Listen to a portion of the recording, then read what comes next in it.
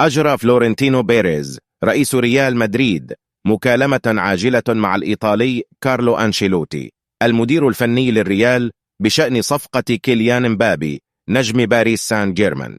وكانت إدارة نادي باريس سان جيرمان استبعدت مبابي من قائمة الفريق للجولة الصيفية في اليابان وكوريا الجنوبية خلال الفترة من 22 يوليو تموز الجاري إلى 3 أغسطس آب المقبل للضغط عليه من أجل حسم مستقبله.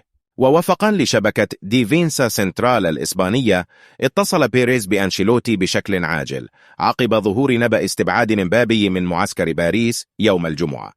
وكشفت الشبكة أن بيريز أبلغ أنشيلوتي برسالة واضحة لا تفكر حتى في قول أي شيء عن هذا الموضوع.